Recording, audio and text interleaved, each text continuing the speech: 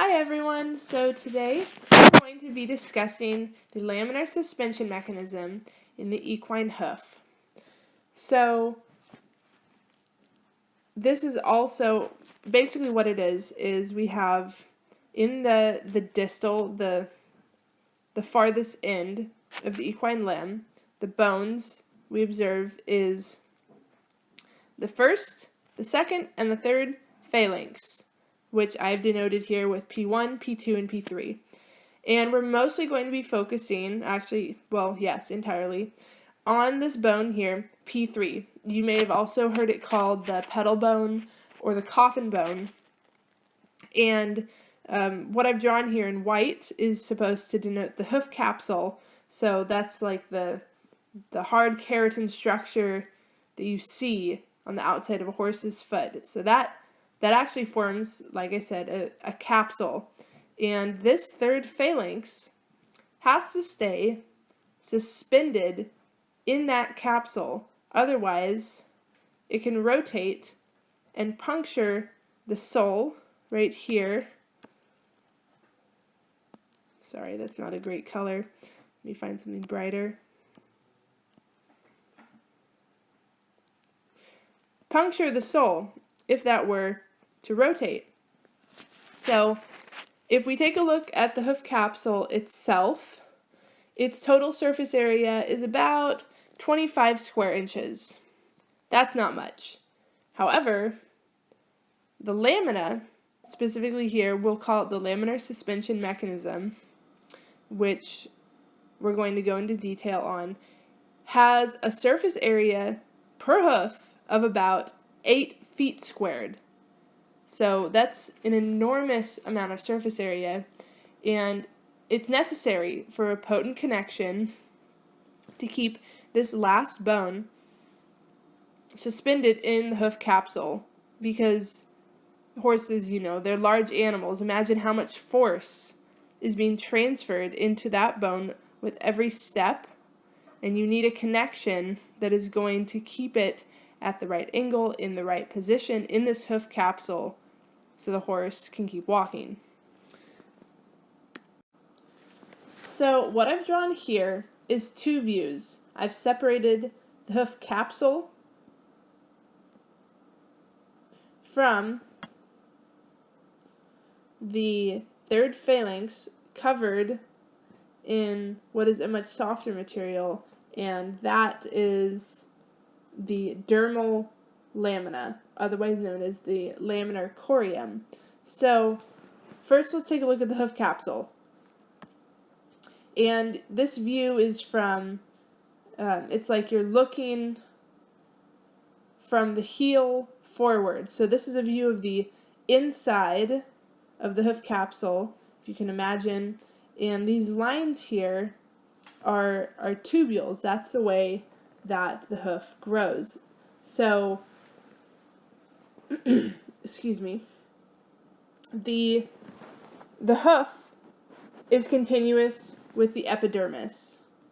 So right here we have, draw some hair to denote that's the furry part, the horse's leg, and then goes into the hoof. And the hoof is continuous with the epidermis, starting the coronary band, which is right there. And this epidermis is the harder material here. It grows in vertically oriented tubules of keratin. Keratin, you probably know, is the same material that makes up your fingernails. Same thing that makes up a horse's hoof. So it's growing, wrong color, in tubules just like this. Okay, you can imagine it as sort of a ribbed appearance. And then the other side here, this is what a horse's hoof would look like if you took off that outer keratin capsule. So the third phalanx is under here and is covered by the dermal lamina. otherwise known as the laminar corium. This is a much softer material, and it too, when you look, has almost a ribbed appearance. And I've drawn it in pink because this tissue is very, very vascular. A lot of blood supply here, softer. It's a little gross, pretty intriguing. You can look up real pictures of a kind of degloved horse's hoof, and it'll have this almost shiny, wet appearance on the softer tissue. So here's our challenge. Our challenge is connecting, forming a potent joining of a very soft material and a very hard material. That's difficult to do, but here's how these two tissue types are able to join with one another. So here I've drawn another way of looking at the hoof, and you can think of it as like pulling a drawer out of the hoof wall. And this is what you would see looking at that drawer. So this is like pulling a slice out of the front of the hoof wall in order to see all the layers from outside or superficial to deep, which is the bone here, our third phalanx. And this drawing was modeled after a drawing made by Charlotte L. Ombie, copyright 2002, found on the Oklahoma State University website. And so here, I've already said this is the third phalanx. This pinker material here, that's our dermal lamina. The laminar corium is another way to say it. And this entire section is the hoof wall. So that's the harder material that we talked about that we have to join to the softer one. And this yellow portion that's part of the hoof wall. I've just colored it differently to make clear that this is the epidermal lamina. So this is going to be the lamina from coming out from the hoof capsule. So we see, looking here, that the laminar corium and the epidermal lamina do something pretty neat. And what they do is interdigitate. You can see it looks like two hands with the fingers interlocking. And this is this is partially what accounts for that enormous surface area that we said earlier about 8 feet squared of surface area of connection. So this is the interdigitations, the primary.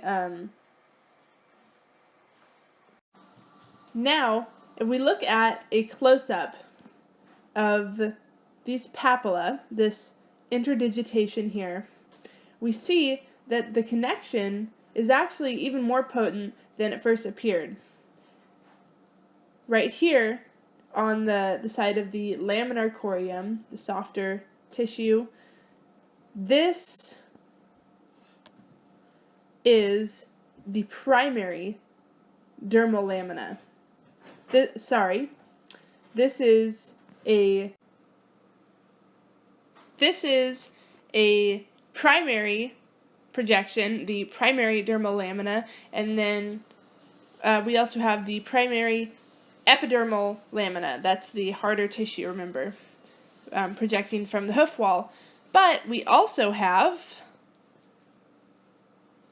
just a second here, we also have the secondary. You see how it almost makes like a sawtooth. That little papilla shooting off of the primary projection is secondary. So that is the secondary dermal lamina. And then we also, of course, have these type of projections for the epidermal lamina, and this is the secondary I've denoted these with a 1' and a 2' for shorthand, but this means the secondary projection. So you can see just from this little kind of rough micro drawing how many folds, or I prefer papilla interdigitations, are in this structure. Enormous amount of surface area, and it forms a very potent connection, even though it's joining together a soft tissue and a much harder tissue, and allows this strong, potent connection between essentially the hoof capsule via the epidermal lamina and the third phalanx, which is the bone, and from which the laminar corium is connected.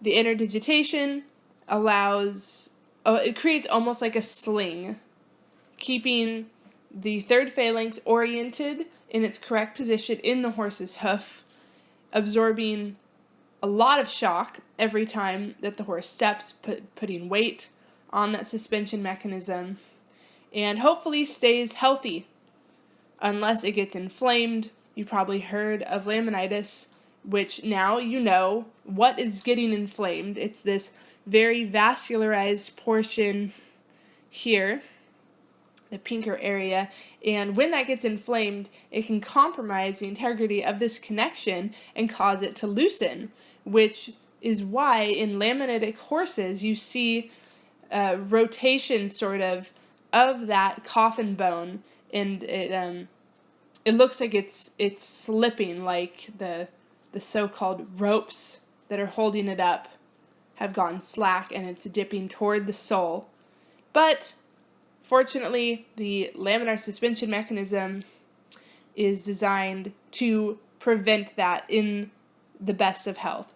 Thank you for watching. I hope that this has been helpful to you. And again, this last slide of drawings are inspired by information copyrighted Charlotte L. Ownby, 2002, from University of Oklahoma website.